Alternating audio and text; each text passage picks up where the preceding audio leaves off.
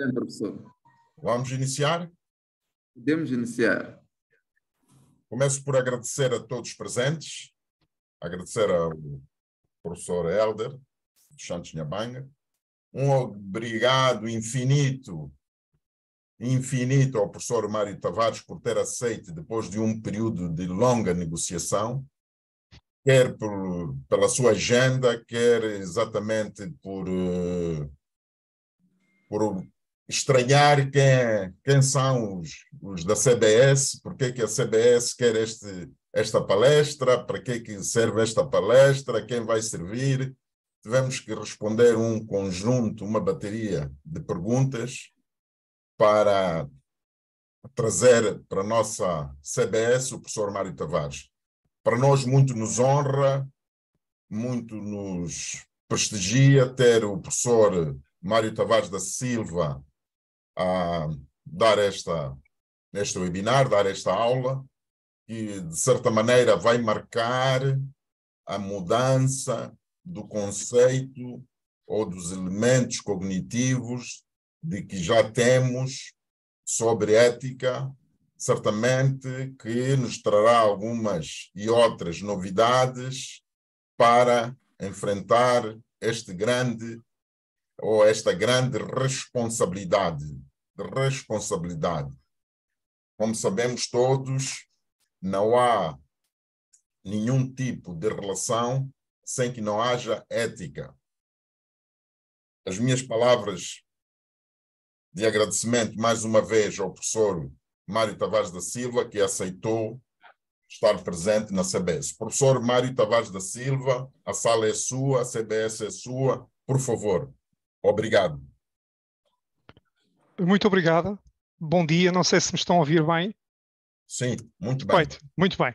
Muito bom dia então, professor Lourenço, muito bom dia a todos os colegas da CDS. E de facto é um prazer enorme estar aqui hoje, poder partilhar convosco algumas reflexões sobre as questões da ética e a importância que a ética assume nos dias de hoje, nas organizações públicas e privadas, e naturalmente é com muito gosto que me associo a esta iniciativa que, enfim, quero acreditar que será a primeira de muitas, até porque naturalmente a partilha do conhecimento nos dias que hoje vivemos é absolutamente decisiva para que os países, para que os governos, sejam eles quais forem, e estejam eles onde estiverem, possam responder aos desafios que temos pela frente. Os desafios já não são mais desafios de um país, de uma região. Hoje temos que olhar de uma forma mais sistémica, de uma forma holística para os problemas e, sobretudo, pensar que, naturalmente, se olharmos com essa perspectiva mais abrangente, teremos maior capacidade de responder e maior eficácia nas respostas que eventualmente tenhamos para oferecer. Dito isto e feito este enquadramento, reiterar então os meus agradecimentos a todos e a disponibilidade para estarem aqui a ouvir-me. Enfim, eu perspectivei aqui uma intervenção de 1 hora, penso que será aquele o tempo que eu vou necessitar, sem prejuízo naturalmente, e o professor Lourenço depois também no final conduzirá essa parte de colocarem questões que entendam que possam ser pertinentes face àquilo que eu irei dizer. Preparei aqui uma pequena apresentação que iria partilhar convosco, confirmar-me-ão se estão a ver ou não. Penso que... Não sei se já estão a ver. Vamos a ver, professor. Muito bem. Muito bem. Pronto. Enfim, portanto, aqui as questões da ética, aos problemas associados à ética na administração pública, a reflexão que eu queria trazer era uma reflexão que, partindo naturalmente daquilo que são as fundações, os pilares fundacionais da ética, para chegarmos aos dias de hoje, à importância que a ética assume então nos dias de hoje, nos seus mais variados domínios ou quadrantes de atuação na sociedade. E, portanto, o tema é este: ética na administração pública, das origens às suas atuais práticas. A palavra ética vem, portanto, etimologicamente, se quisermos, provém do grego, onde, aliás, possuía dois significados. O termo ethos, que significaria, então, ou estaria associado a uma ideia de um costume, de um hábito, de uma prática, de um uso, e uma segunda dimensão do vocábulo ethos, que significa o modo de ser ou o caráter.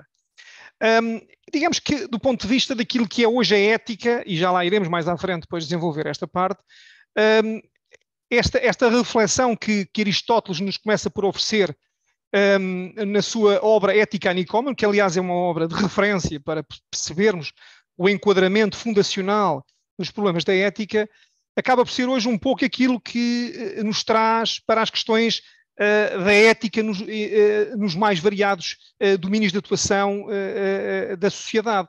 Porque se pensarmos um pouco, quando falamos de problemas éticos, falamos de problemas de atuação, e falamos de problemas de atuação, sem dúvida, mas também falamos de problemas que têm que ver com comportamentos reiterados, comportamentos nocivos que impactam que impactam na sociedade, do ponto de vista daqueles que são os comportamentos antiéticos, que impactam na sociedade de uma forma gravosa, prejudicando a sociedade, prejudicando os concidadãos, prejudicando os recursos financeiros e dilapidando os recursos financeiros da sociedade em benefício de alguns e em prejuízo de muitos.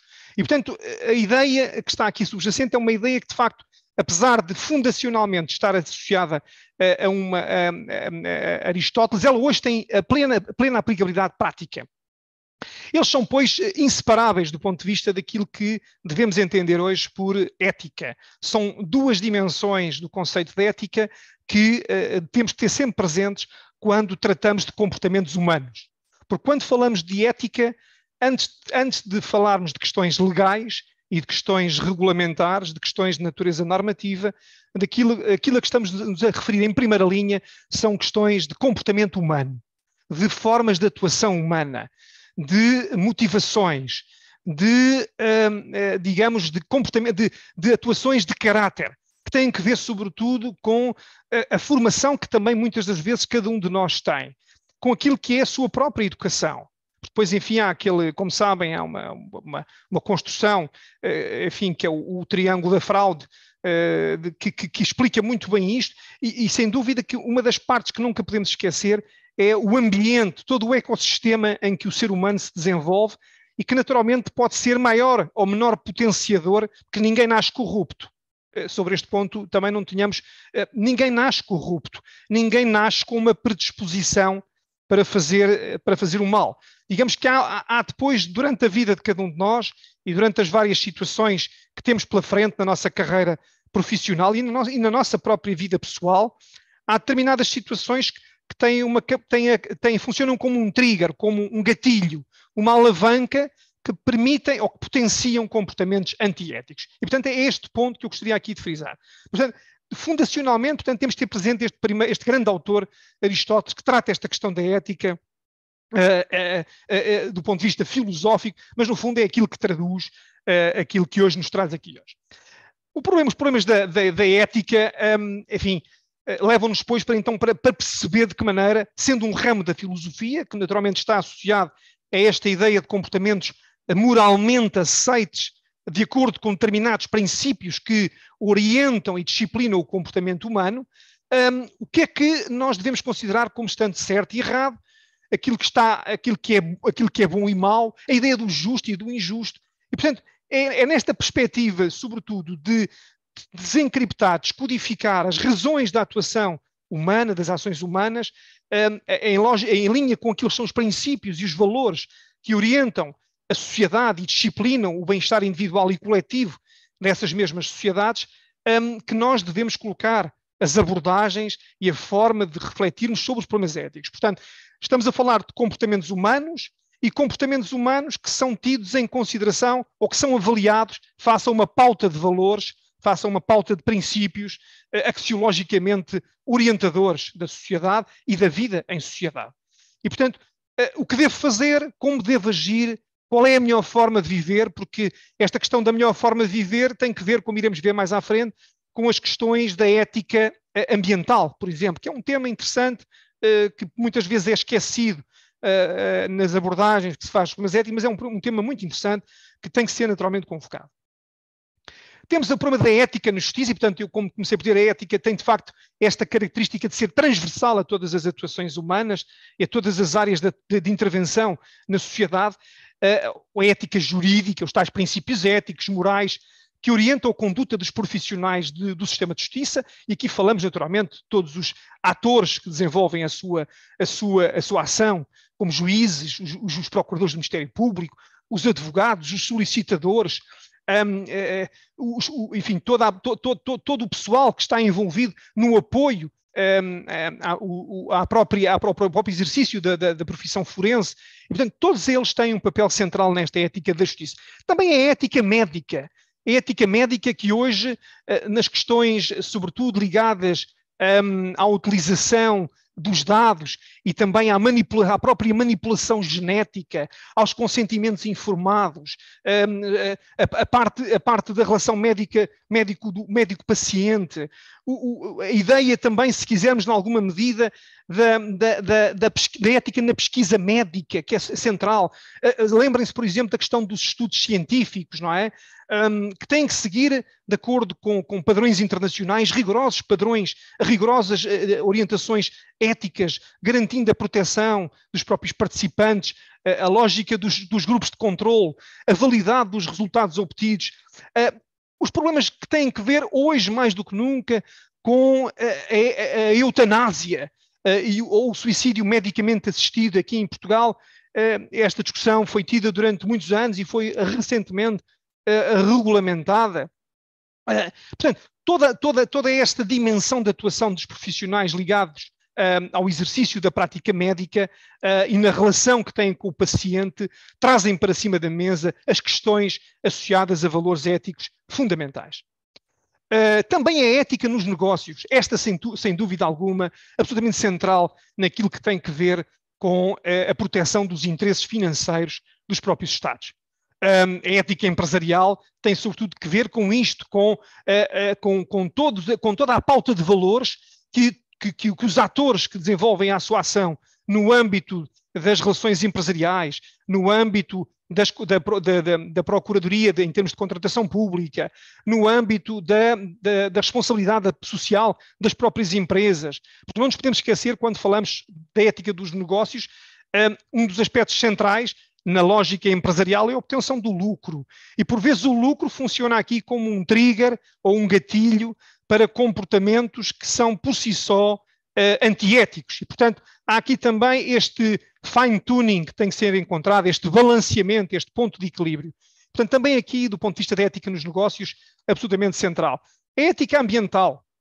A ética ambiental, porque hoje mais do que nunca, e numa ótica de preocupações com a sustentabilidade ambiental e sobretudo, com a preservação de algumas espécies e a conservação até de alguns recursos naturais que, pela sua natureza, são recursos naturais que estão, enfim, numa lógica de esgotamento, há que garantir, sobretudo, numa lógica de solidariedade intergeracional, que os recursos ambientais de que hoje dispomos possam garantir, naturalmente, essa sobrevivência das gerações futuras. Mais do que pensarmos em nós, é absolutamente central pensarmos a natureza e a relação que temos com a natureza, e aqui a natureza, e eu lembro-me sempre do conceito que me foi ensinado logo em Direito Ambiental, no 4º ano da faculdade, em que se dizia que o ambiente, enquanto conceito, é um bem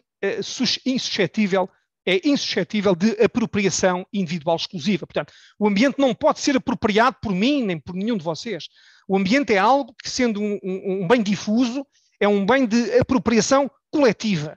E é percepcionado e é experienciado e é retirado tudo aquilo que ele tem de bom para nós, é retirado de uma forma coletiva, de forma a beneficiar coletivamente o grupo e não de forma a beneficiar determinados indivíduos e determinadas empresas ou organizações. Veja-se, por exemplo, o que se está a passar atualmente na floresta da Amazónia, enfim, com a exploração intensiva de determinados recursos e a desmatação, se quisermos, de determinadas espécies de árvores absolutamente críticas para aquilo que eu considero ser o pulmão, se quisermos, um dos principais pulmões do planeta Terra. E, portanto, são estas preocupações que também estão presentes na questão da ética ambiental.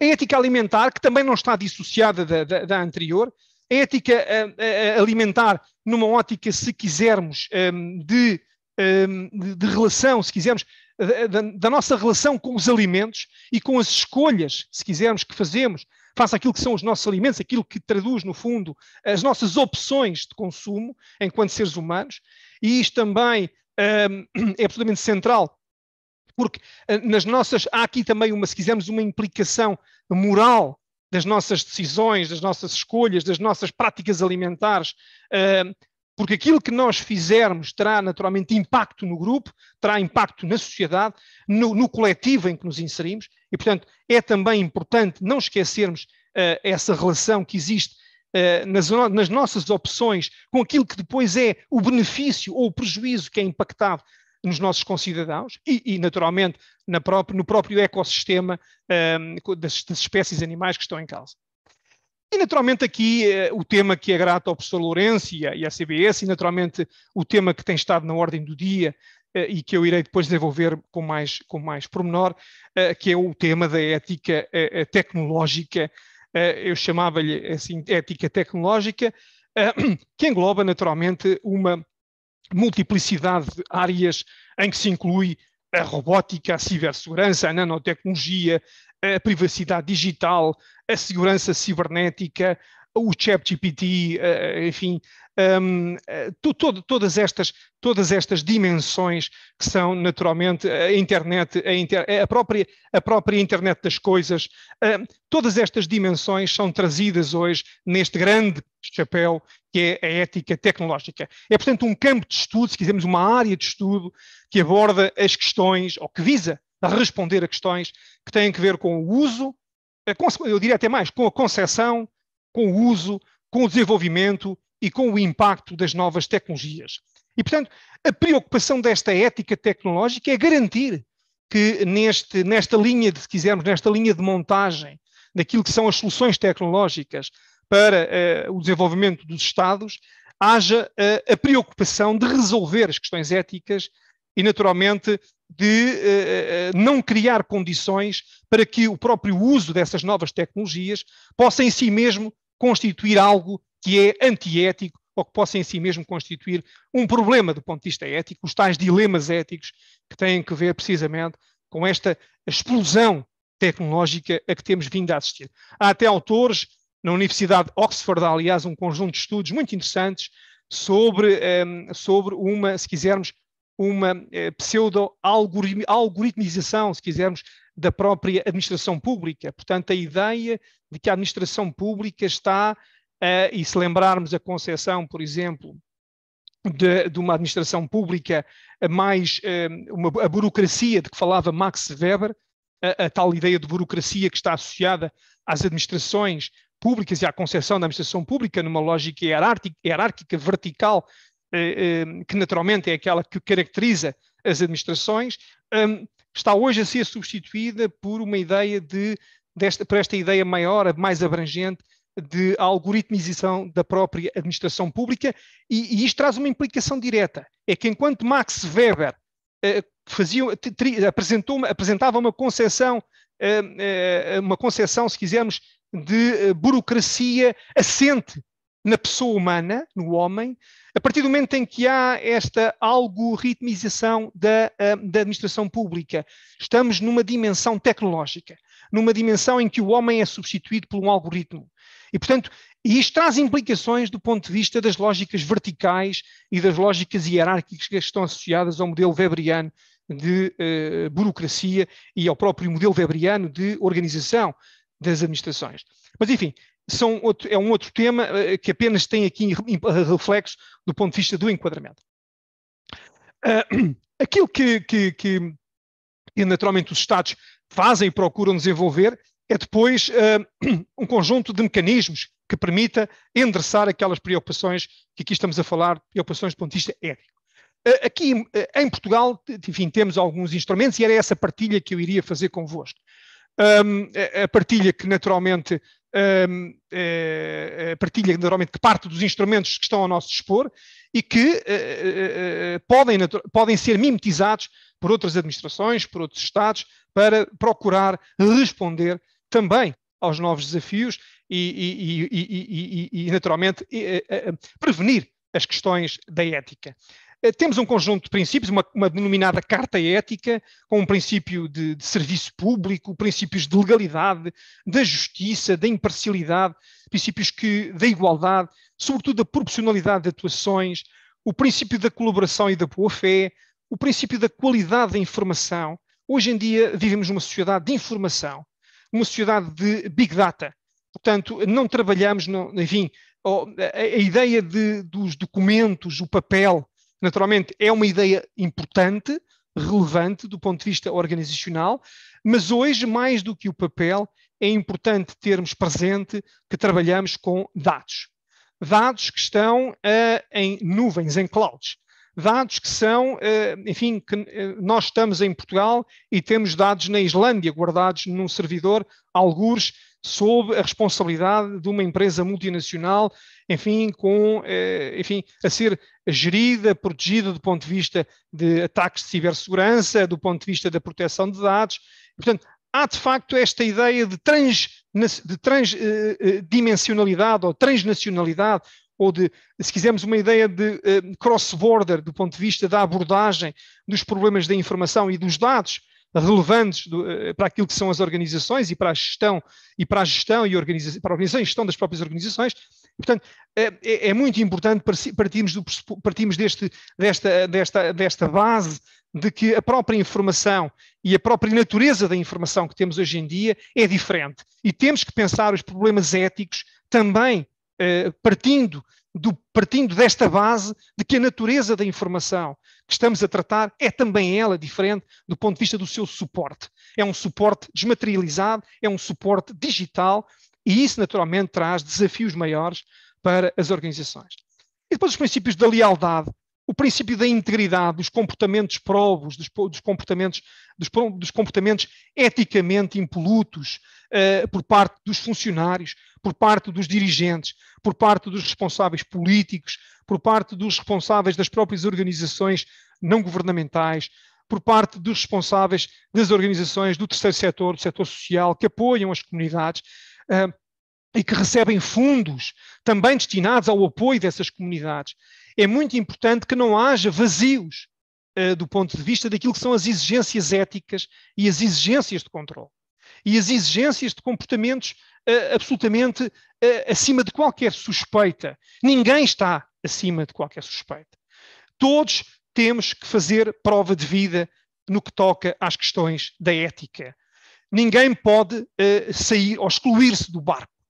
O barco, esta nau em que todos nos encontramos e que naturalmente é uma nau que muitas das vezes atravessa nas suas viagens determinado tipo de tempestades e que tem que ver com problemas que os Estados enfrentam, que as organizações enfrentam, tem que nos manter sempre firmes naquele que é o propósito maior. É que podemos ter naturalmente problemas como foi, aliás, a Covid-19. Problemas que têm que ver com os fluxos internacionais de capitais e o branqueamento de capitais para o financiamento, por exemplo, às atividades terroristas, para o apoio a determinados Estados, na promoção de ações de dizimação de democracias e de implementação de Estados autoritários. E, portanto, esta lógica, independentemente de tudo isto, que são as vicissitudes dos próprios Estados, nós temos um papel absolutamente central. Eu, quando digo nós, é cada um de nós. Temos de ter um papel absolutamente central e não nos podemos desculpabilizar dizendo o Estado é corrupto e eu também, naturalmente, vou ser corrupto. Este é o maior erro que as comunidades e as sociedades podem cometer. Se o Estado é corrupto, nós temos que fazer tudo na nossa posição, no nosso nível, para naturalmente procurarmos através da nossa ação, através das nossas iniciativas, promover comportamentos, promover iniciativas que possam criar condições de maior confiança, para que possam servir como exemplo para aqueles que estão a fazer mal. Porque é muito importante, as organizações muitas das vezes funcionam também nesta lógica de mimetização dos bons exemplos. E, portanto, e aí as atividades das organizações, as atividades das entidades de controle, a própria forma de atuação dos tribunais, a própria forma de atuação das organizações internacionais pode constituir bons exemplos, numa ótica de best practice, se quiser, de boas práticas, para que os próprios Estados, para que as próprias organizações que têm comportamentos mais duvidosos possam perceber que, de facto, podem e devem fazer as coisas de forma diferente. Portanto, esta carta ética, se quisermos, é uma carta que pode servir, pode ajudar também desse ponto de vista, contém um conjunto de princípios que depois, naturalmente, irá sendo materializado naquilo que é a atuação das organizações.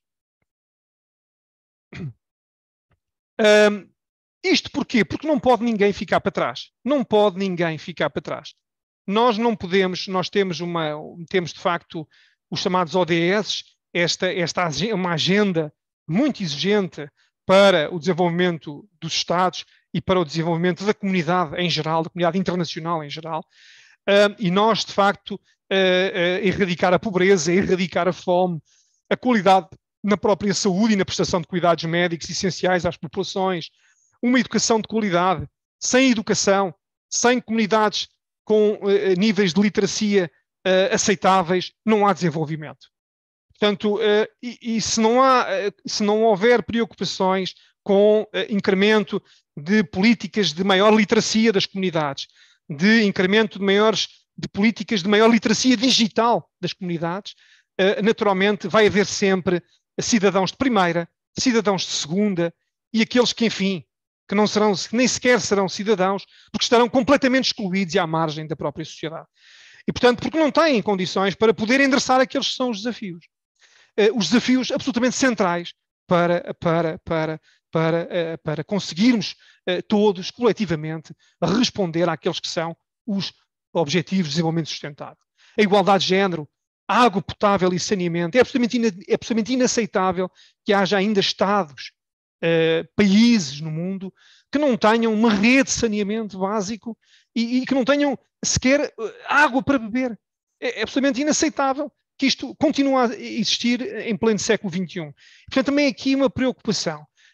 Energias renováveis e acessíveis, numa ótica da tal transição, se quisermos, climática, que aliás é um dos objetivos e um dos pilares estruturantes do plano de recuperação e de resiliência e deste pacote financeiro que os colegas saberão também, foi aprovado aqui para a União Europeia, cerca de 700, enfim, aproximadamente 800 mil milhões de euros para apoiar os Estados na recuperação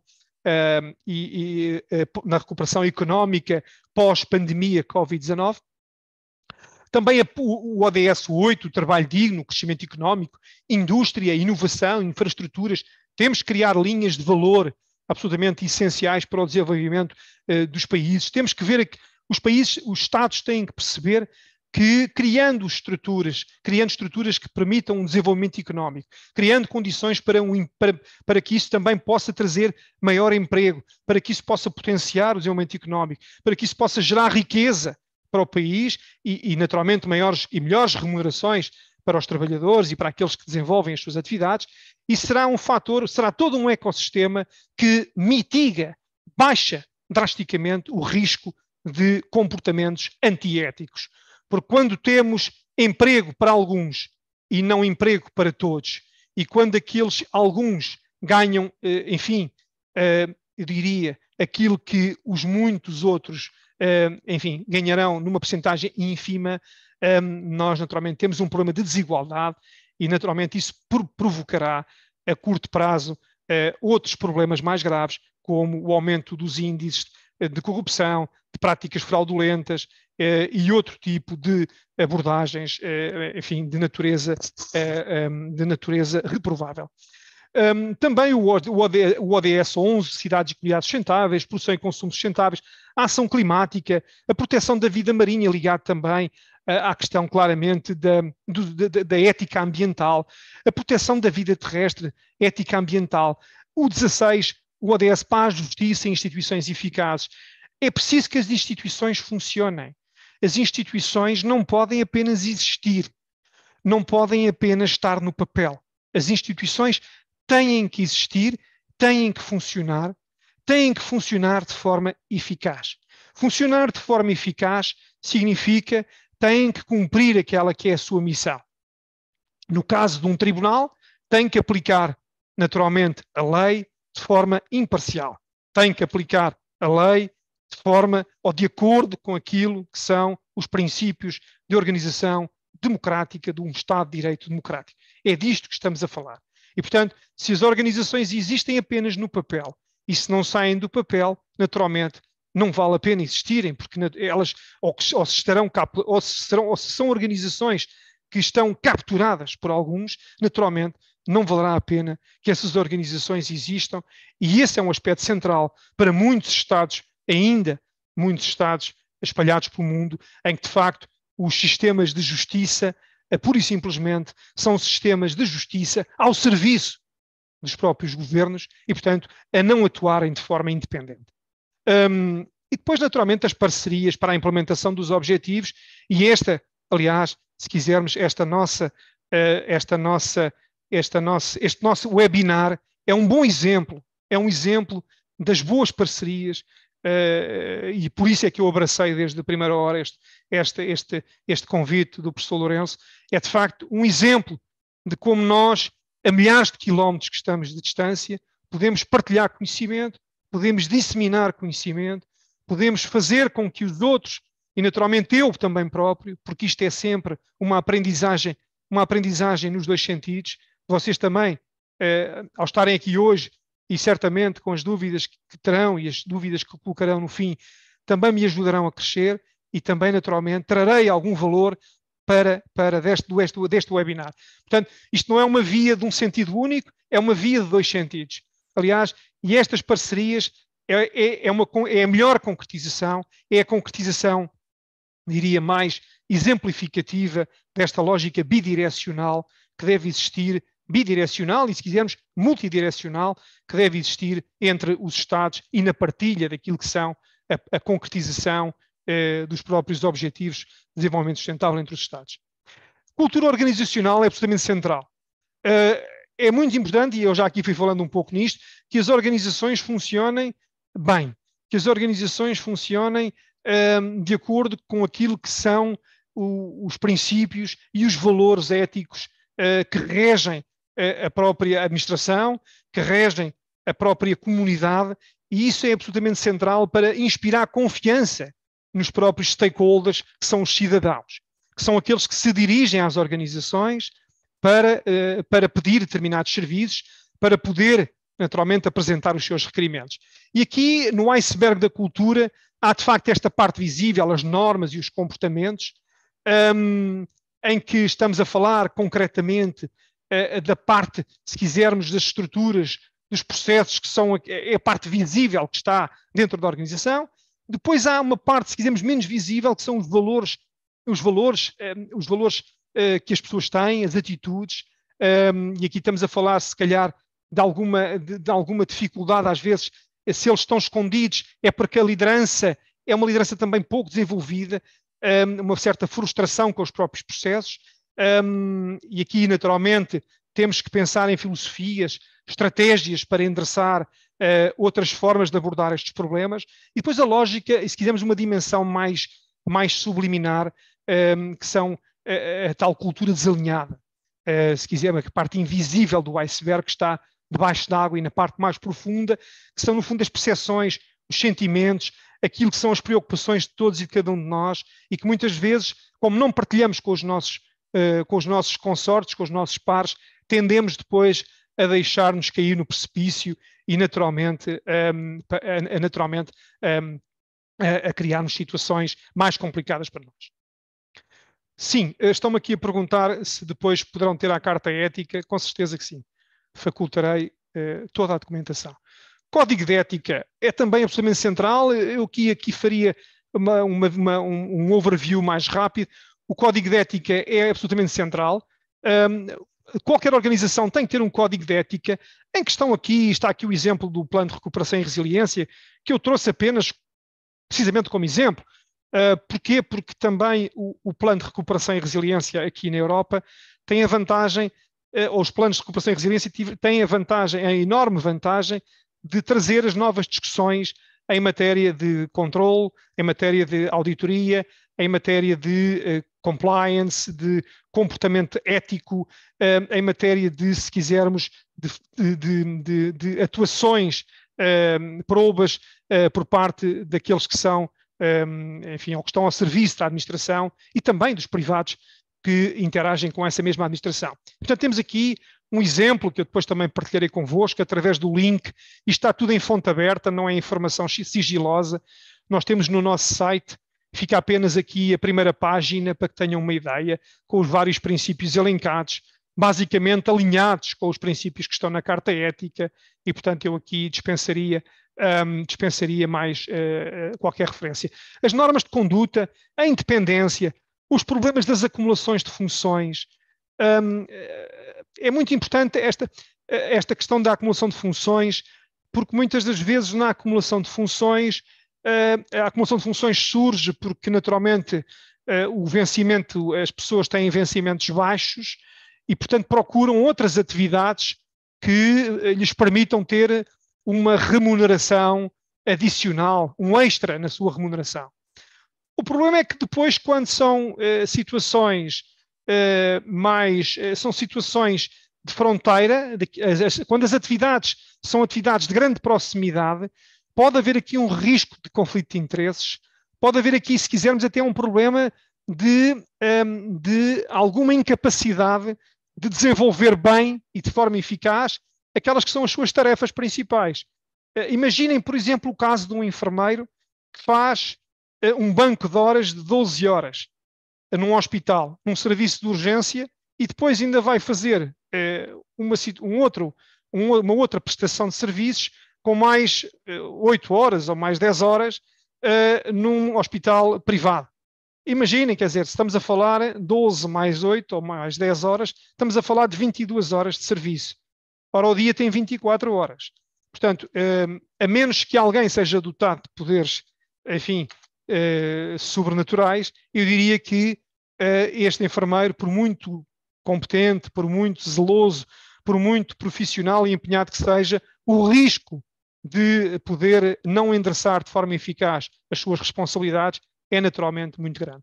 E, portanto, não é só preocupação de conflito de interesses, é também a preocupação e a dificuldade em garantir um adequado endereçamento ou a concretização das suas tarefas.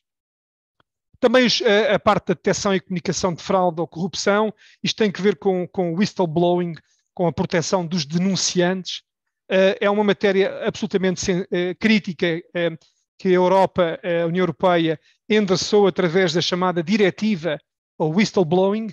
A diretiva whistleblowing é a diretiva então associada à proteção de denunciantes e é uma matéria que, enfim, está naturalmente na ordem do dia, porque trouxe um impacto direto não só às entidades públicas, como às entidades privadas, uma vez que também se aplica a regulamentação às entidades privadas, portanto às empresas que preencham as condições que estão previstas na regulamentação, que são, uma delas é ter mais do que 50 trabalhadores. E, portanto, qualquer entidade privada que tenha mais de 50 trabalhadores ao seu serviço tem que aplicar as obrigações que decorrem desta regulamentação nacional que foi feita. É uma lei também que transpusemos. Como sabem, as diretivas têm uma obrigação de transposição pelos Estados-membros, contrariamente aos regulamentos comunitários que têm uma aplicabilidade direta. A diretiva carece de transposição e, portanto, no âmbito da transposição, aquilo que Portugal fez foi obrigar as entidades privadas com mais de 50 trabalhadores também a cumprir com estas obrigações de detecção e de situações fraudulentas e de reporte em matéria de situações de fraude e de corrupção, portanto, do whistleblowing. Proteção de dados, já aqui falamos, e a relação com a comunicação social. Comunicar bem das organizações é também um aspecto central hoje nas administrações. Temos aqui um exemplo de uma declaração de inexistência de conflito de interesses que os nossos colaboradores, por exemplo, aqui no Plano de Recuperação e de Resiliência, e todos aqueles que naturalmente têm financiamento obtido pelo PRR, têm que assinar. É uma declaração que basicamente o que visa, o objetivo é exatamente garantir que a pessoa, quando intervém num determinado processo ou tem algum benefício com um determinado processo, não está numa situação que, pela sua natureza, possa criar uma dúvida ou uma suspeição sobre a sua imparcialidade, sobre a sua isenção, sobre a sua fidedignidade, sobre a sua correção e probidade nesse mesmo processo. E, portanto, tem que ver com relações familiares, com participação societária em determinadas entidades privadas. Se alguém tem participação societária em determinadas empresas, naturalmente, depois não pode estar a receber financiamento comunitário se está naturalmente em situação de conflito de interesses, porque, por exemplo, a empresa tem um problema com a justiça, uma situação de fraude, enfim, se alguém assinou um determinado contrato e está numa situação de impossibilidade legal porque tem um problema também, enfim, dessa natureza, ou está indiciado por determinada situação que está a ser instruída e julgada em tribunal, também não poderá, naturalmente, depois, mais à frente, vir a beneficiar. Portanto, são estas situações que se procura, sobretudo, aqui garantir. Ou se alguém tem, por exemplo, numa entidade que tem por responsabilidade apreciar uma determinada candidatura a um fundo comunitário, e se, por exemplo, o candidato é, por exemplo, casado com a pessoa que está a apreciar essa mesma candidatura. Naturalmente não é possível esta situação e, portanto, é destas situações que estamos a falar. Os manuais de procedimentos claros e alinhados com a realidade da organização, muito importante, as organizações públicas têm que ter manuais de procedimentos que sejam manuais claros, que sejam manuais perceptíveis por todos, de forma clara, intuitiva, uma linguagem simples, acessível, para que não haja dúvidas sobre aquilo que são as preocupações com as orientações que estão plasmadas nesse manual. Também é importante ter processos. Os processos basicamente é aquilo que nós, dentro das organizações, chamamos, enfim, se quisermos, a tramitação, se quisermos, do próprio requerimento que dá entrada numa determinada entidade pública e que tem por objetivo ser, enfim, decidido favoravelmente por essa mesma entidade pública. Desde o momento em que esse requerimento entra até o momento em que esse requerimento é despachado pelo diretor-geral de uma determinada entidade pública, esse requerimento passa por um conjunto de etapas. Portanto, é importante garantir que haja esta preocupação com a identificação muito clara e muito rigorosa das várias unidades orgânicas dentro das organizações que intervêm em cada um desses momentos, para que no final do dia se houver problemas, se possa perceber de uma forma mais clara qual é o nível, a natureza da intervenção e o nível de responsabilidades que pode ser associado a cada uma dessas pessoas que intervêm nesses processos. Porque não pode haver situações em que alguém que intervém no processo, enfim, depois no final do dia não existe uma evidência, não existe nada do ponto de vista, alguém que foi determinante num processo e que não exista uma evidência clara dessa sua intervenção, até porque se houver um problema, essa pessoa tem naturalmente que ser responsabilizada e esse é o objetivo, se quisermos, é percebermos também de uma forma clara quem é que intervém no processo, qual é o nível de responsabilidades e se alguém está também a extravasar as suas competências. Ou seja, no fundo, balizar as competências de cada um dentro das organizações. Se temos as competências delegadas num diretor de serviços, o diretor de serviços delega depois num chefe de divisão. Se o chefe de divisão depois pede ao técnico, se o técnico depois informa, isto tem que estar tudo muito claro. Não pode haver dúvidas sobre a natureza da intervenção de cada um, porque essa é uma segurança e é uma defesa dos próprios naquilo que depois são as responsabilidades que possam vir a ser assacadas. Naturalmente que aquilo que se deseja é que não haja problemas, mas, portanto, o objetivo é exatamente esse, e é por isso que eu trago aqui esta nota. O Plano de Prevenção de Riscos e de Corrupção e Infrações Conexas é um documento absolutamente central. O Plano de Prevenção de Riscos de Corrupção e Infrações Conexas resultou de uma deliberação do Conselho de Prevenção da Corrupção, que é um órgão, enfim, independente, que funcionou durante quase 15 anos junto do Tribunal de Contas de Portugal. Peço desculpa, junto do Tribunal de Contas de Portugal. É um órgão importante que, entretanto, foi substituído por uma nova entidade, que é o Mecanismo Nacional Anticorrupção, aquilo que chamamos o MENAC. Este Plano de Prevenção de Riscos é um instrumento absolutamente central no funcionamento das organizações e, como o próprio nome indica, é um plano de prevenção. Isto é um plano que visa apresentar medidas preventivas que antecipem, que antecipem a ocorrência de determinados riscos na organização. E, portanto, faz uma identificação clara desses riscos e apresenta um conjunto de medidas que permite mitigar esses mesmos riscos dentro das organizações. E, portanto, todas as organizações devem naturalmente olhar para dentro de si próprias, a pensar quais são os principais riscos que enfrentam e, a partir daí, desenvolver exatamente essas medidas de mitigação de risco, porque essas medidas de mitigação de risco são absolutamente centrais para evitar que situações mais graves possam ocorrer. E, portanto, temos a trabalhar com problemas de gestão de risco, qualificação de risco, problemas que têm que ver desde logo ao nível da estrutura organizacional, por exemplo, aqui o exemplo do nosso plano de gestão de riscos, que também está no nosso site. Temos a gestão de risco, com a qualificação concreta do risco, temos depois uma lógica de risco bruto. Risco bruto é o risco que existe nas organizações antes de implementarmos determinadas medidas de mitigação de risco. Depois temos aquilo que chamamos o risco líquido, que é o risco que resulta depois da aplicação dessas medidas. Portanto, se nós identificamos, basicamente a ideia é esta, para não vos confundir muito, a ideia é esta: temos um conjunto de riscos que é identificado, temos um conjunto de medidas que a organização adopta e depois dessas medidas vamos então ver como é que esse risco está.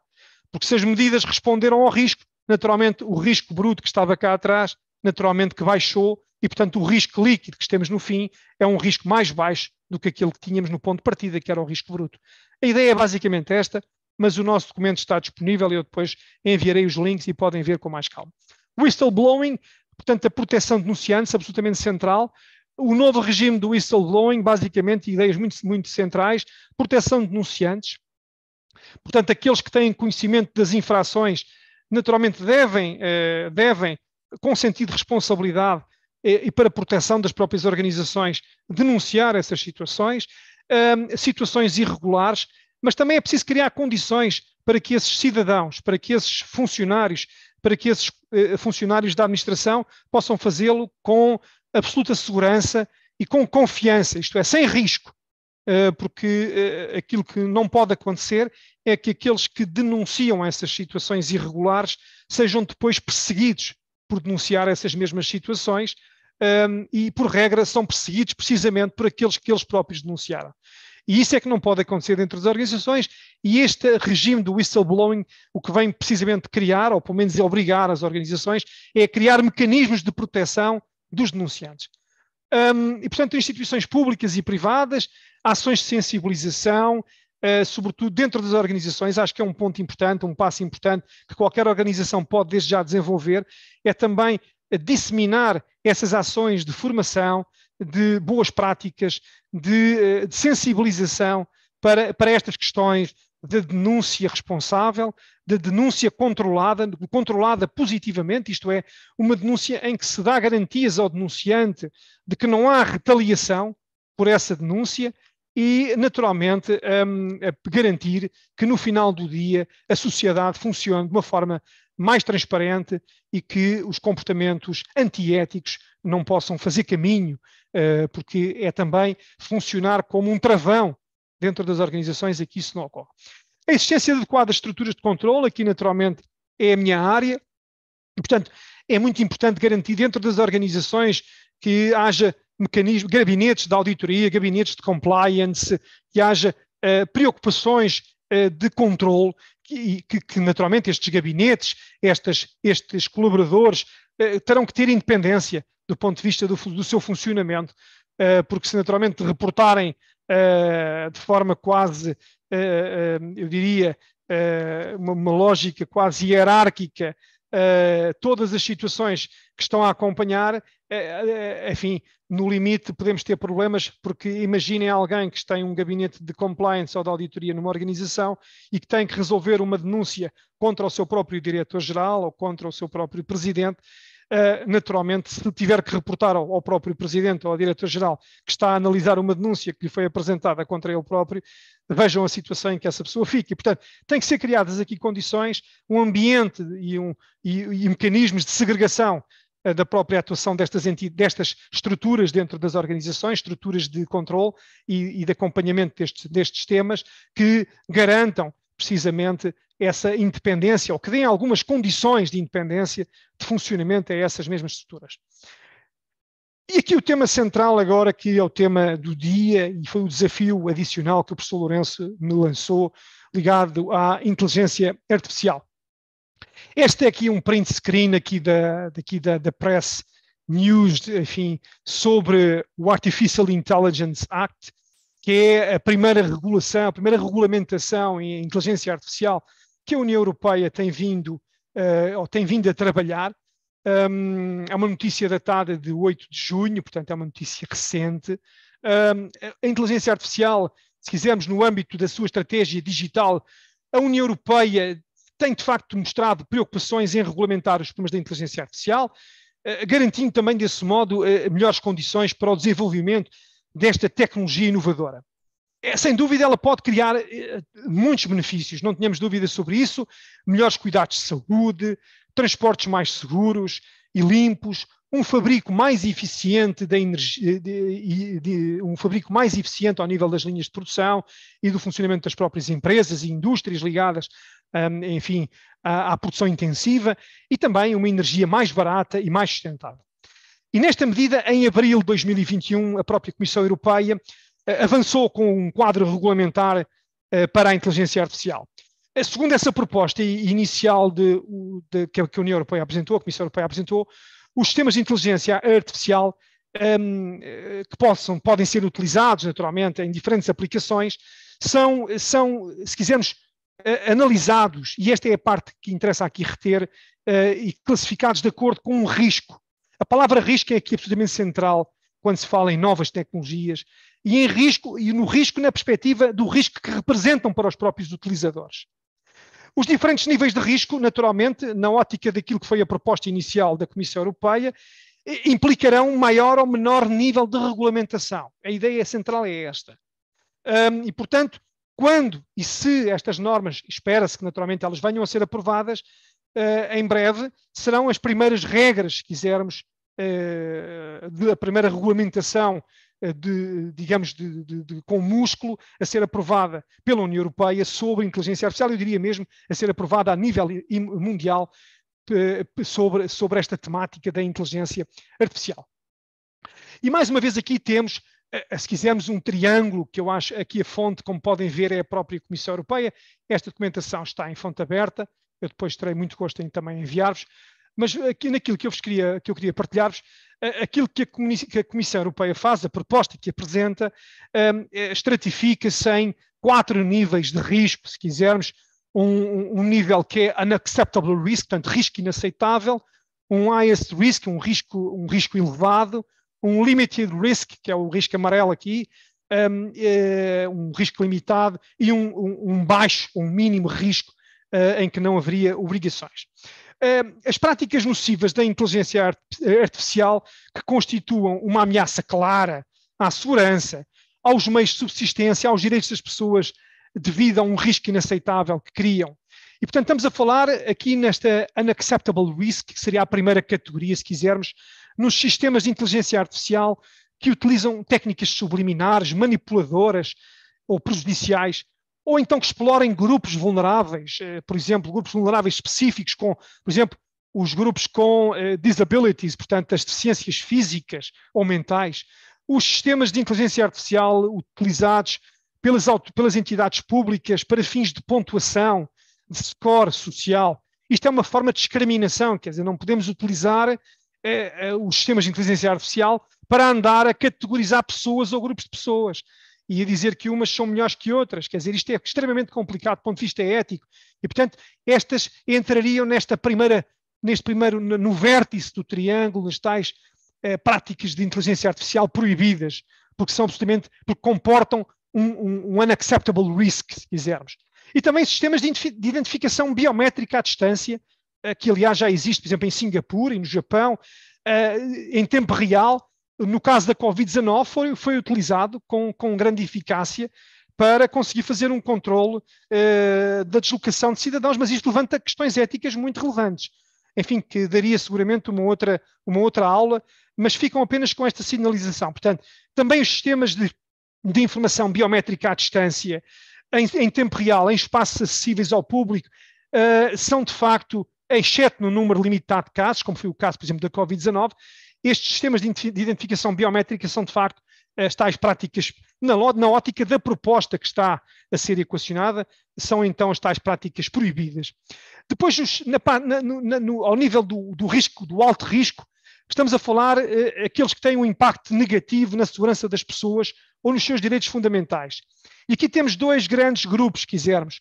Os sistemas de inteligência artificial de alto risco, utilizados como uma componente de segurança de produto, ou então como um produto que é abrangido pela legislação de harmonização da União em matéria de segurança e de saúde, como, por exemplo, os brinquedos, a aviação, os automóveis, os dispositivos médicos, os elevadores, enfim.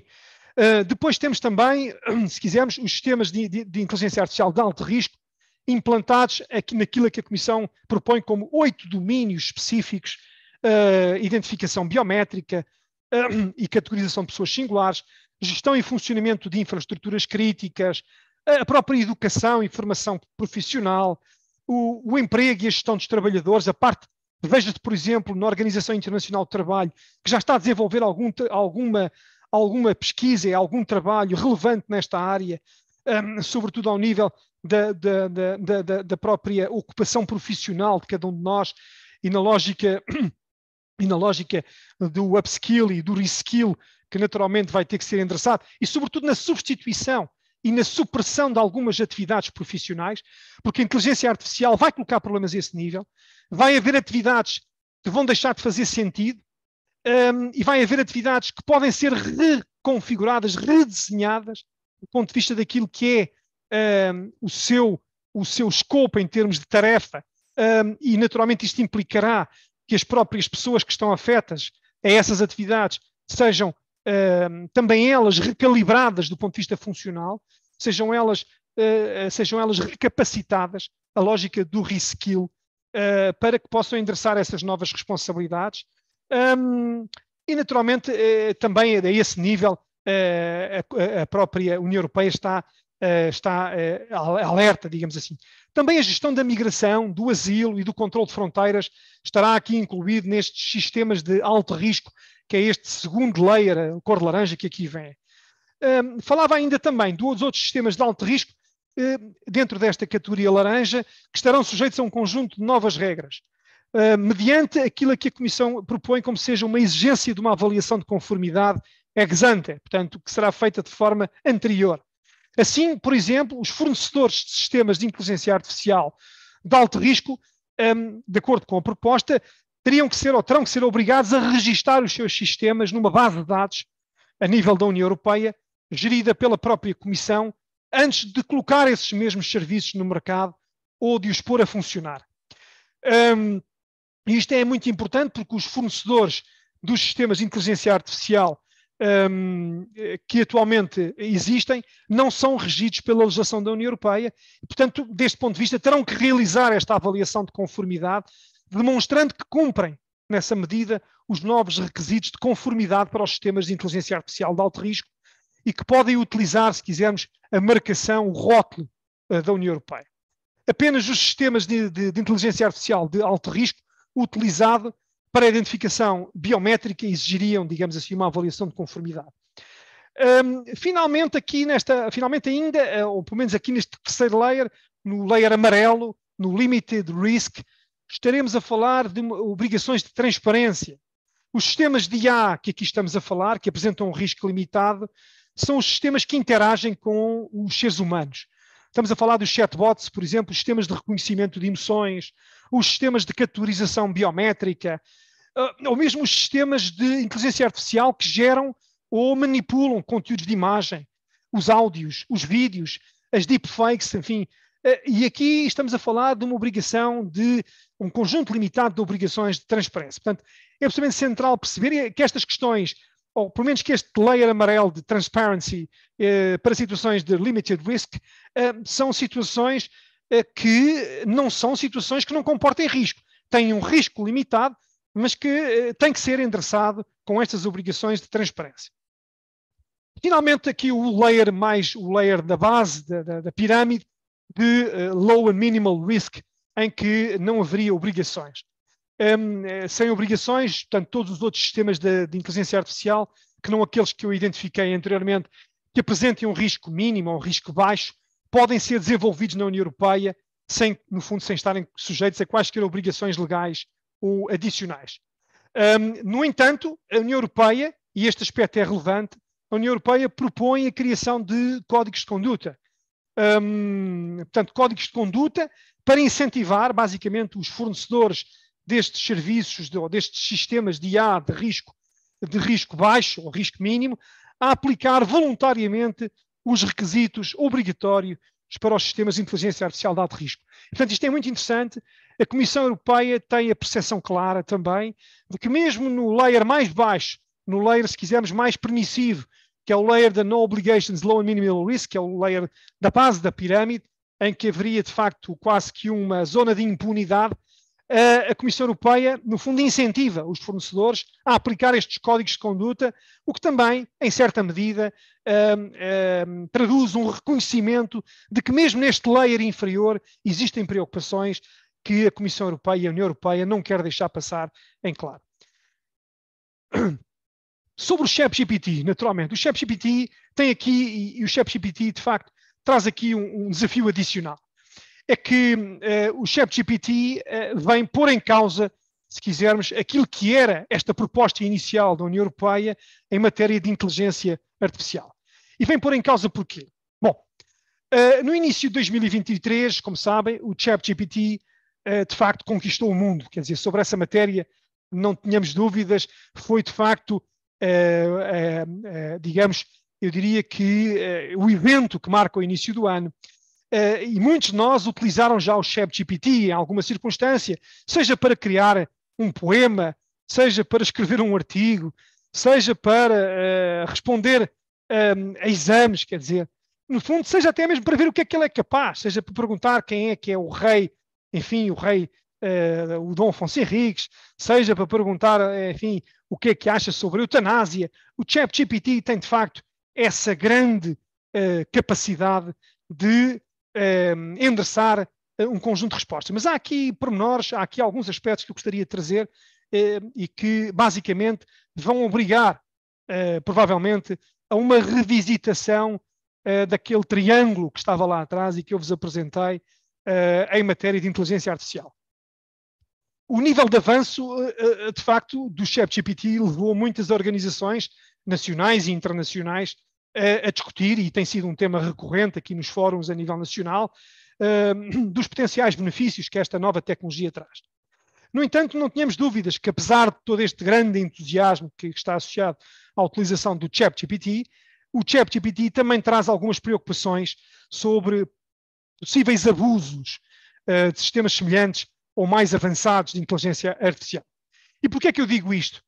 É que o ChatGPT é aquilo que se chama a inteligência artificial generativa. O ChatGPT é uma inteligência artificial generativa porque é uma categoria de inteligência artificial que gera, por isso é que é generativa, que gera novos resultados com base nos dados que naturalmente lhe foram dados, numa ótica de machine learning. Portanto, ele vai trabalhando sobre os dados que estão nas várias fontes a que ele acede e vai fazendo uma aprendizagem permanente sobre esses mesmos dados. Portanto, é machine learning a desenvolver sobre dados. E por isso é que, sendo uma inteligência artificial generativa, traz problemas novos. Porquê? Porque todo o conhecimento que ele gera é conhecimento totalmente novo. Enquanto que numa lógica de inteligência artificial, nós trabalhamos com uma lógica de previsibilidade. No ChatGPT, a lógica é de imprevisibilidade. Porque o conhecimento que o ChatGPT gera é por si, é na sua essência, conhecimento totalmente novo. E, portanto, não é conhecimento que nós consigamos antecipar numa lógica de abordagem de risco, como aquela que vimos lá atrás naquela pirâmide que a Comissão propõe.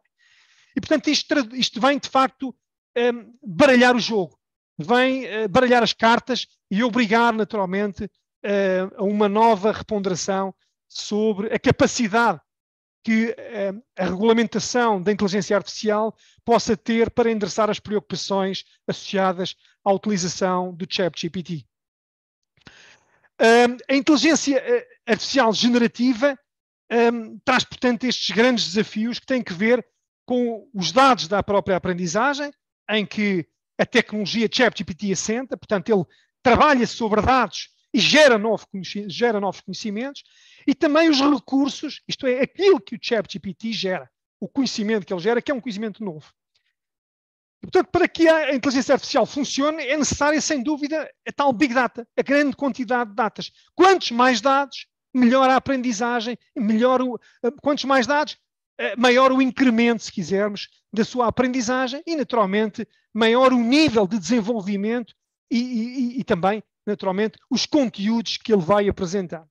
E isto, de facto, sendo que, em alguns casos, esses conteúdos podem assumir, como aliás já se tem percepcionado em algumas situações que são do conhecimento público, natureza pessoal ou sensível. A segunda grande área de preocupação, portanto, dizia eu, são os tais recursos gerados, os vastos recursos gerados por ChatGPT. O ChatGPT, se quisermos, inclui tendo uma capacidade de automatização de tarefas, escrever artigos, produzir tweets, dar conselhos, escrever, corrigir códigos e até mesmo, por exemplo, responder a uma simples reclamação de um cidadão que se dirige a uma entidade pública,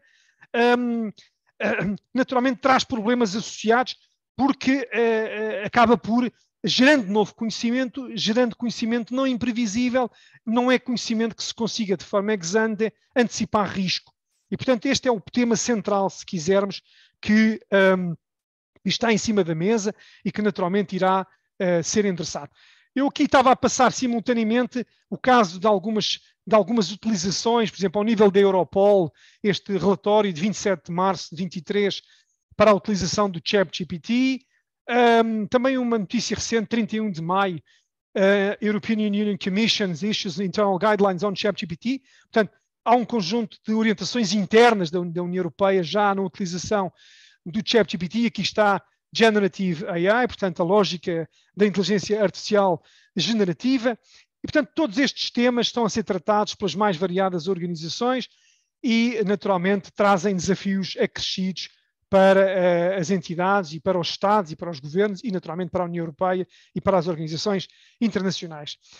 Deste modo, embora a inteligência artificial de alto risco esteja sujeita a obrigações estritas, alguns autores tendem a dizer que a lei, a proposta, tal como está de regulamentação que a União Europeia avança, não é suficientemente adequada para endereçar as preocupações com uma inteligência artificial generativa, como é o caso do ChatGPT.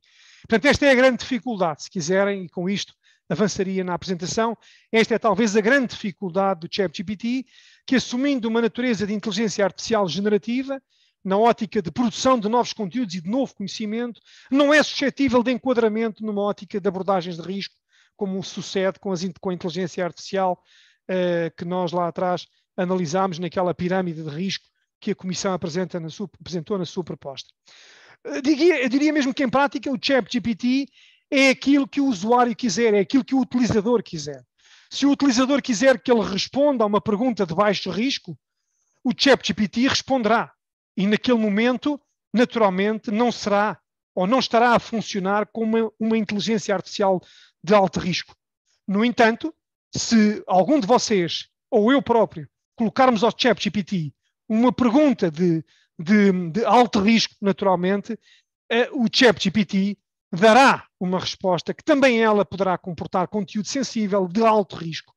E a questão é que, sendo o ChatGPT, nesta medida, uma classe diferente de inteligência artificial, de natureza generativa, eu diria que os reguladores, em geral, não estavam mesmo à espera e, portanto, nessa medida, criou uma dificuldade adicional que agora terá que ser endereçada. Aqui, em linhas gerais, lançado em novembro de 22, é um sistema de chatbot gratuito, traz de facto o tal mundo novo, permite simular de forma natural e possível uma conversa, criando a tal ideia de que estamos a falar com um par, com um ser humano como nós, e aqui também há um problema, há também dificuldades acrescidas, vai ter que haver garantias, por exemplo, adicionais, de que quando estamos a falar com um chatbot, enfim, que do outro lado, enfim, podemos falar com um chatbot e podemos ter respostas de um chatbot, mas temos que ter absoluta certeza e tem que haver uma garantia de quem está nessa interação, de que quem está do outro lado é um robô, é uma máquina e não uma pessoa. Portanto, isto tem que haver aqui um conjunto de garantias que terão que ser naturalmente previstas para que tudo corra da melhor forma possível.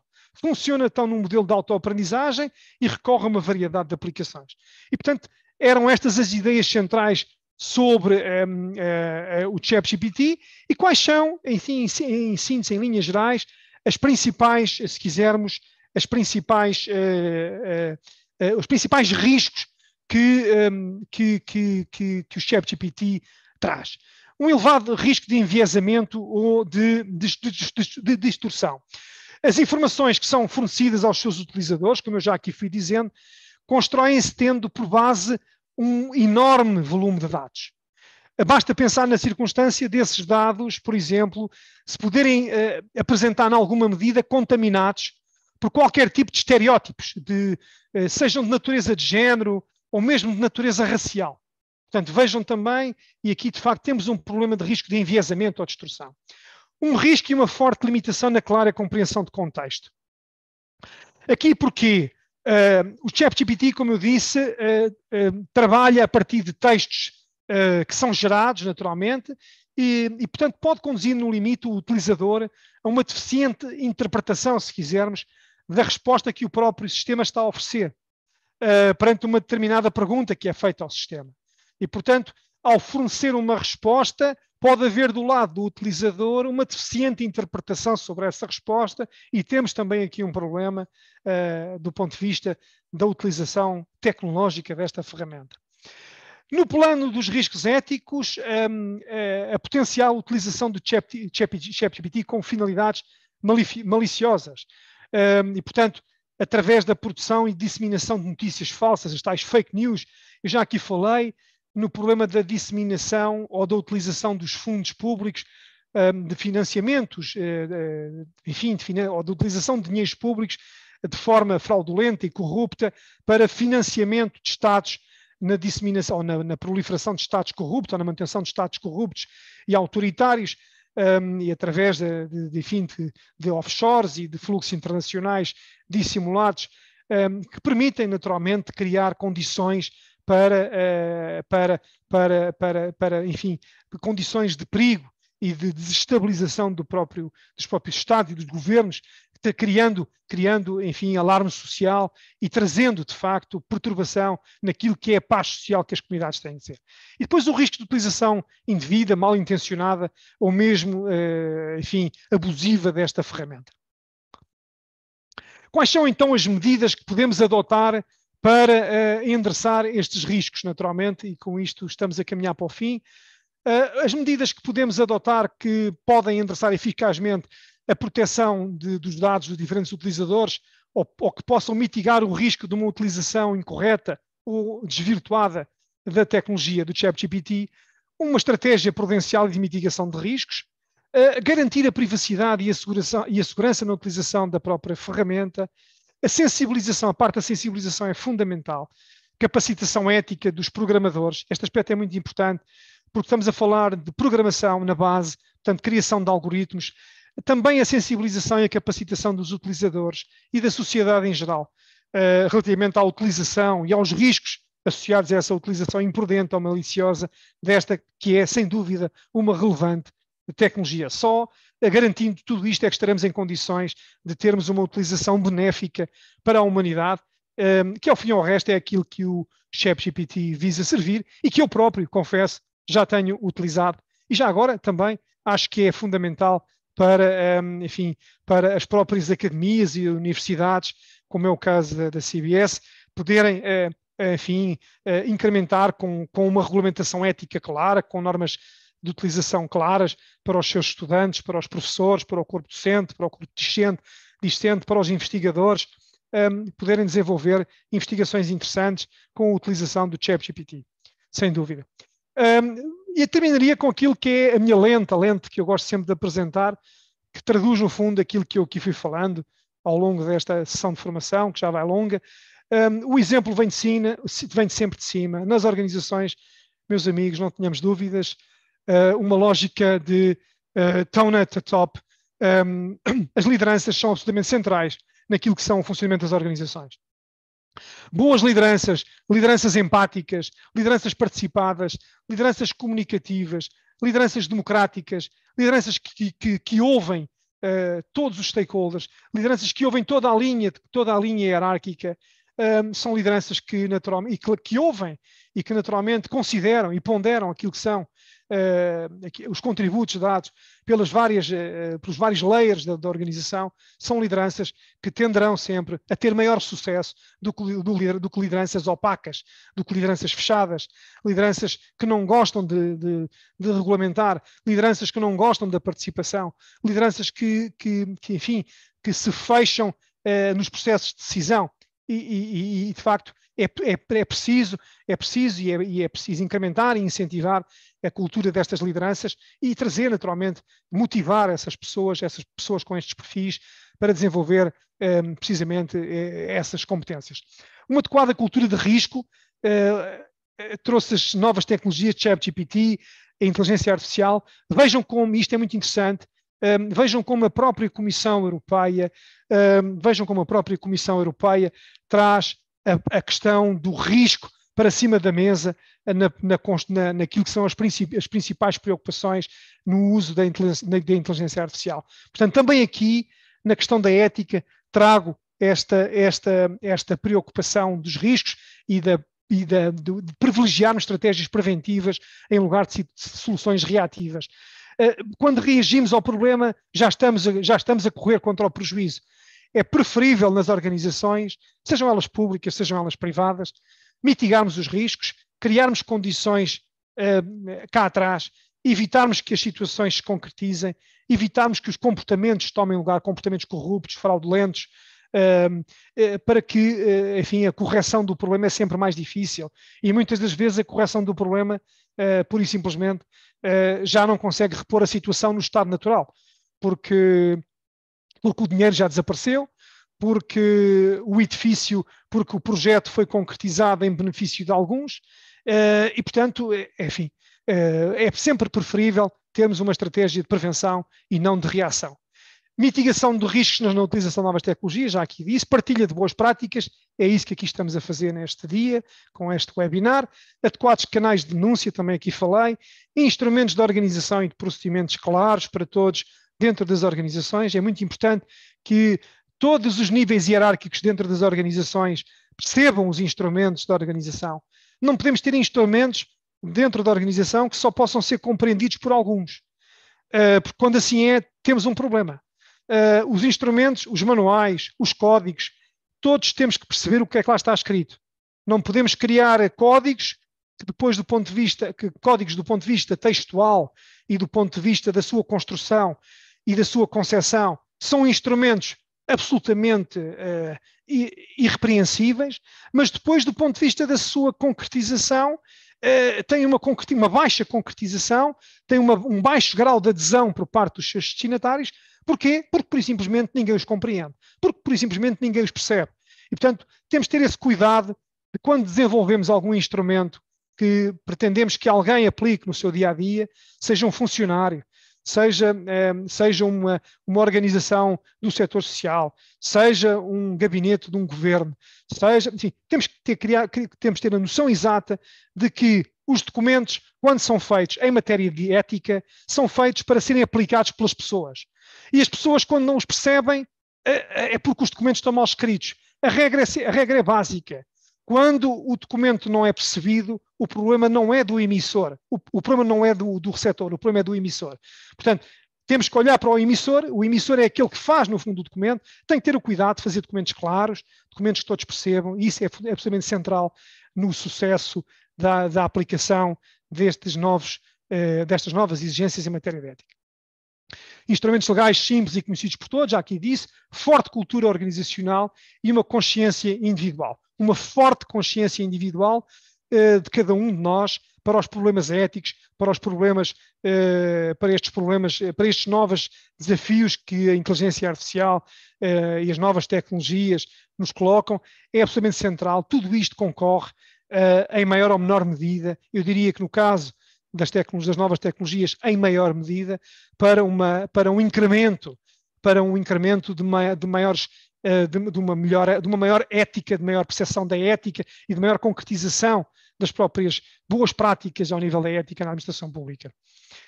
E agora, meus amigos, esta imagem aparentemente parece que resolver-nos-ia o problema, mas não creio. Creio que sozinho não conseguirei fazer o caminho. E, portanto, se calhar, provavelmente, vamos mesmo que dar todos a mão e continuarmos todos a caminhar, porque coletivamente é que se faz o caminho. E, enfim, e como dizia um provérbio africano, se quiseres ir depressa, vai sozinho, mas se quiseres chegar longe, vai acompanhado. E, portanto, com isto terminaria com uma palavra que o professor Lourenço gosta muito, gratidão. Muito obrigado.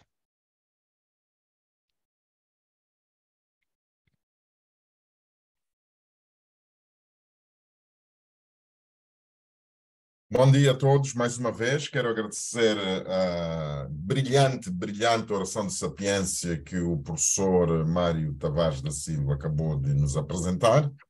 Uma brilhante oração de sapiência exatamente porque nos orientou para uma reflexão de tese, uma reflexão do que é uma aula com uma robustez, se quiser, de referência bibliográfica, uma aula com uma robustez do quadro conceptual daquilo que estamos a falar, uma aula que nos deixa uma premissa para aqueles que pretendam estabelecer ou elaborar os seus trabalhos de fim de curso, dissertações de doutoramento, uma aula que muito nos enche de alegria pelo tempo, pela forma sucinta que deu. Eu queria abrir a sessão a todos presentes, convidando para questões. Temos sensivelmente 10, 15 minutos para ouvir cada um de vós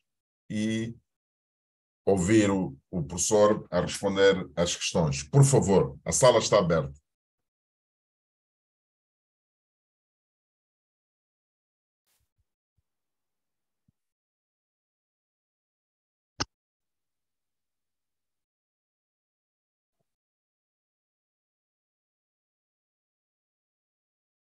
Não temos questões a apresentar? É sempre difícil começar, não é? Não querem apresentar questões? Bom dia. Posso começar? Alô, bom dia. Um minuto só, por favor. Professor Mário Tavares da Silva, ouça com alguma atenção.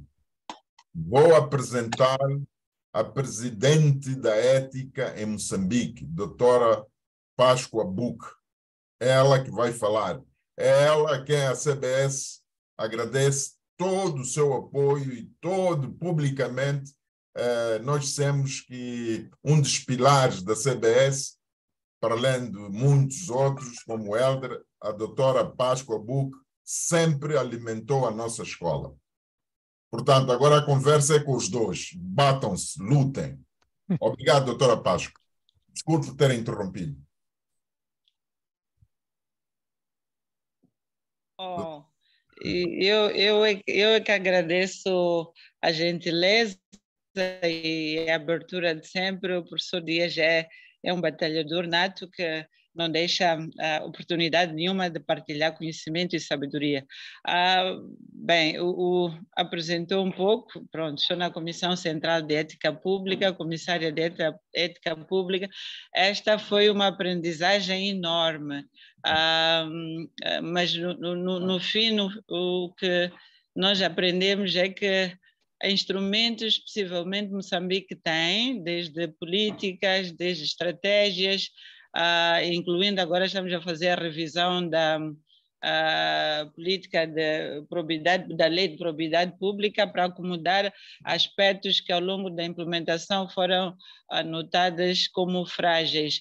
Mas eu dizia que aprendi bastante a ouvir esta... E tocou a parte digital, que é essa que infelizmente ainda é uma dor de cabeça para muitos, principalmente países como os nossos, em que estamos a iniciar, a entrar na era digital e com alguma reticências ainda, porque conhecemos pouco a área, mas também porque há quem está a evoluir com uma rapidez astronômica.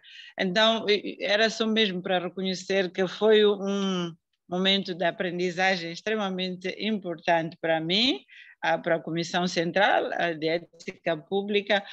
Não puderam aparecer, queria tentar mostrar um pouco a minha cara para ser simpática e mostrar a empatia de que falou.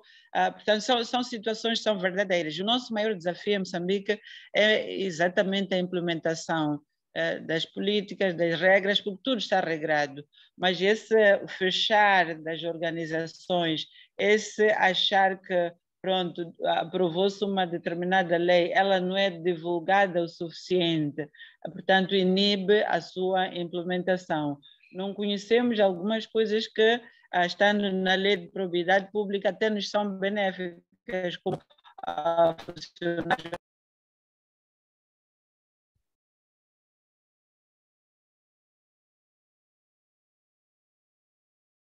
Deixamos de ouvir, professora Páscoa, cortou, deixamos de ouvir, acho que o seu microfone caiu. Está a ver? Estamos de comunicação.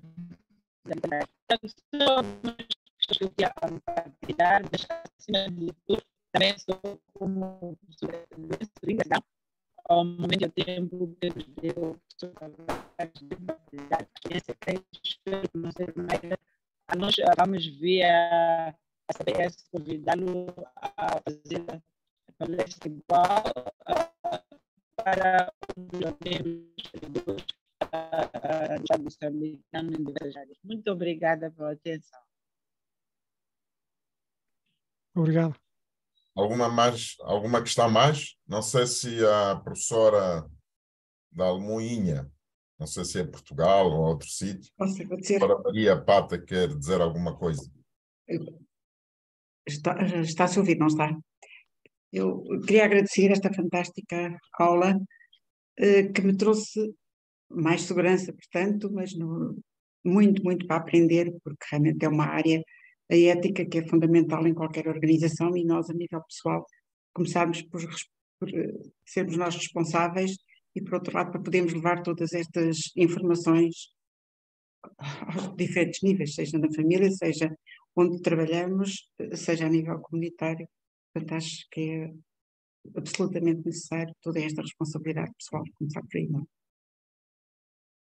Queria agradecer, que foi realmente com questões muito pertinentes, com orientação, fundamentalmente toda esta orientação. Muito obrigada. Muito obrigado.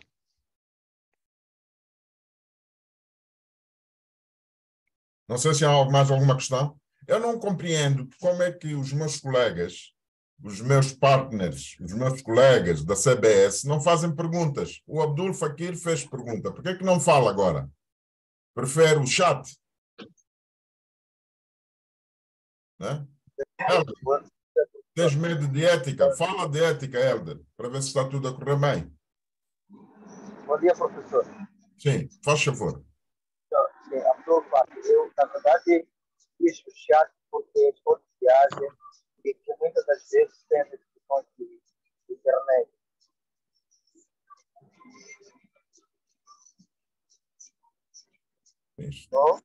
Sim, estamos a ouvir com alguma dificuldade, não sei porquê. Eu falo tão bem de Moçambique, a dizer que temos a melhor rede do mundo, mas estamos a ouvir com cortes.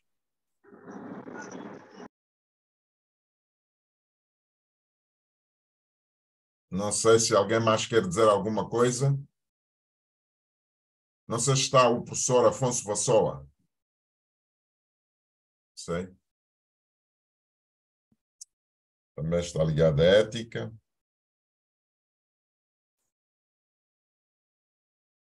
Carlos Dias, não sei se quer dizer alguma coisa. Eu tenho aqui um professor meu também, que é o professor Miguel Bambo. Professor Miguel Bambo, não quer se pronunciar. Está numa área muito sensível. Professor Miguel Bambo.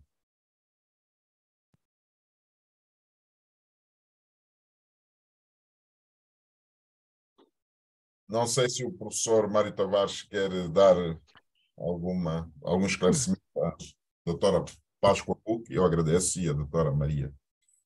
Bom, professor Diga. Hélder, Sim, eu sei. muito obrigado. E também queria fazer uma questão que para mim constitui um dilema em relação a esse julgo de ética, principalmente para países em que o desenvolvimento ainda é uma miragem. Do ponto de vista, como explanou a doutora Páscoa, que é a presidente da Comissão de Ética em Moçambique, qual é o nível de tolerância que existe, entretanto, que não fere a sensibilidade das partes envolvidas no que se refere à ética. Me refiro simplesmente no facto de existir, por exemplo, em Moçambique, leis que, portanto, regulam, norteiam todo aquilo que é a ação que deve-se fazer para garantir que haja imparcialidade, que haja justiça, que as instituições prestem serviços aos seus cidadãos. Entretanto, as condições materiais são escassas, as formações para os principais agentes do Estado também não são realizadas. Como garantir, como estabelecer um nível de tolerância para esse contexto? Então, gostaria de perceber isso. Obrigado. Ok, muito bem. Começando pela doutora Páscoa, agradecer também as palavras que dirigiu. E, portanto, de facto, é muito relevante a partilha de conhecimento e, portanto, eu acho que, sobretudo, e isso é um pouco transversal aqui às três intervenções que foram feitas, sobretudo mais do que os documentos e ter os instrumentos adequados aprovados, é preciso criar condições para que eles possam ser percepcionados e vistos como sendo verdadeiramente úteis pelas organizações e pelos vários colaboradores da administração. E, portanto, esse é um aspecto importante, que liga, aliás, com uma das últimas partes da minha intervenção, que é, podemos, de facto, ter os instrumentos todos, ter o edifício legal e regulamentar conceptualmente bem desenhado, com toda a regulamentação formalmente aprovada, e ainda assim não haver da parte da comunidade a quem essa regulamentação se destina uma adesão, a adesão expectável e a adesão que seria de facto desejável. E isto tem que ser percebido pelas organizações e normalmente tem um de dois caminhos, que era a lógica do emissor e do receptor. Ou os documentos têm, de facto, um grau de complexidade, um grau digamos, de exigência e de obrigações que os tornam de tal forma pesados para as organizações que não são postos em prática por isso, porque depois também temos que perceber até que ponto é que esse balanceamento é feito. nós não podemos criar, e esse é um aspecto importante, nós não podemos criar instrumentos que depois sejam bloqueadores da própria atividade das organizações. E, portanto, este fine-tuning, esta proporcionalidade, este equilíbrio que tem que existir entre as normas, entre a regulamentação, entre aquilo que se prevê nos códigos, entre aquilo que os funcionários têm que fazer para endereçar as preocupações dos códigos. Tudo isto não pode constituir se quisermos, uma forma de capturar a organização e de não a deixar cumprir aquela que é a sua missão. E, portanto, há que perceber, dizia eu, fechando aqui o parênteses, há que perceber se os documentos de facto não estão a ser aplicados ou se podem ser melhor aplicados, e isso pressuporá revisitar esses documentos e ver se eventualmente podemos melhorá-los, torná-los mais inteligíveis, torná-los mais claros. Não é preciso pôr muitas obrigações nos documentos, é preciso pôr as obrigações certas. E isto liga-me à última pergunta que foi colocada, que é qual é a referência? Não há uma referência, não há uma métrica única, porque, como eu falei aqui, a palavra principal para que nós trabalhemos estes documentos ao nível da ética e todas as formas de operacionalizarmos e de concretizarmos na prática estas preocupações tem que ver com uma palavra central: risco. E as organizações são entidades diferentes. As organizações têm pessoas diferentes. As organizações têm históricos diferentes. As organizações têm clientes diferentes. Têm, enfim, interagem com clientes diferentes, com pessoas diferentes. E todo este caldo, digamos assim, todas estas variáveis que concorrem para percebermos de forma sistémica, de uma forma compreensiva, holística, a organização e aquilo que é a relação da organização com todos os seus stakeholders, é que nos vai permitir perceber qual é o risco. Onde é que está o risco na sua atividade? Onde é que está o risco nas suas unidades orgânicas? Onde é que está o risco daquilo que é suposto serem os serviços a entregar para essas entidades? E qual é o risco daqueles que se relacionam com essas entidades? Porque há entidades, e as entidades tendo naturezas diferentes, têm riscos diferentes. Portanto, a resposta é muito clara. Não há uma métrica única. Ou seja, isto não é one size fits all, como se costuma dizer. Não tenho um fato que sirva a toda a gente. O fato do risco, o fato da ética, depende daquele a quem naturalmente o fato se vai aplicar. Se tivermos uma organização com uma maior, porque tem eventualmente um histórico, ou porque tem uma maior propensão, por exemplo, para atuações irregulares no domínio da contratação pública, por regra, porque também tem mais contratação pública, por exemplo, porque lança mais processos de contratação pública, então se calhar este é um risco que uma outra entidade que não lança contratação pública não vai precisar de endereçar. E, portanto, aquilo que uma entidade é um risco ao nível da contratação pública, por exemplo, de manipulação de propostas, de colusão de propostas, noutra entidade que não tem preocupações de contratação pública, esse risco não existe. Se eu tenho uma entidade que tem pessoas que trabalham nessa entidade, que, por sua vez, interagem com determinadas empresas, onde existem 4 ou 5 situações de relações familiares, provavelmente tem riscos de conflitos de interesses. E, portanto, tenho que ter uma maior atenção, um maior cuidado em prever no meu manual, nos meus códigos, essas situações de uma forma clara. Ou seja, terminando, os riscos são diferentes consoante as organizações. São as organizações, por isso é que a primeira das grandes fases de risco é a avaliação de risco que se faz das entidades. Nós aqui no PRR, no Plano de Recuperação e Resiliência, um dos exercícios iniciais que procurámos desenvolver logo no início foi criar uma matriz de risco relativamente a todos aqueles que se relacionam connosco. Ou seja, todos os nossos beneficiários de fundos europeus foram avaliados naquilo que é o seu risco, porque do risco dos nossos beneficiários vai depender, naturalmente, o grau, a natureza e o grau de medidas de mitigação que nós vamos aplicar a cada um deles. Precisamente porque não há aqui a lógica do one size fits all, porque não há, de facto, um fato único que sirva para todos eles. Portanto, esta era uma ideia importante, ainda bem que a questão foi colocada, é uma questão muito pertinente. Professor, eu penso que enderecei as questões, mas naturalmente estou disponível, se houver mais alguma outra, para terminarmos. Queria agradecer. Não sei se há mais alguma questão. Não sei se há mais alguma questão que querem pôr ao professor. Nós vamos terminar dentro de 2, 3 minutos. Se não houver, queria mais uma vez agradecer ao professor Mário Tavares da Silva esta brilhante aula, como disse, esta brilhante oração de sapiência. Confesso que aprendi bastante e foi uma grande experiência para mim tê-lo aqui na CBS. Agradeço a presença de todos, agradeço a CBS, agradeço ao Helder por ter concretizado este webinar. Muito obrigado a todos. Muito obrigado. Muito obrigado. Muito obrigado. E um bom dia daqui de Portugal para todos. Obrigado. Bom fim de semana para todos. Obrigado. Foi um prazer. Obrigado. Obrigado. Desculpa, Obrigado. queria pedir para ligarmos as câmeras para fazer uma foto de família, por Eu favor. não tenho a minha ligada aqui. Muito bem. Muito bem.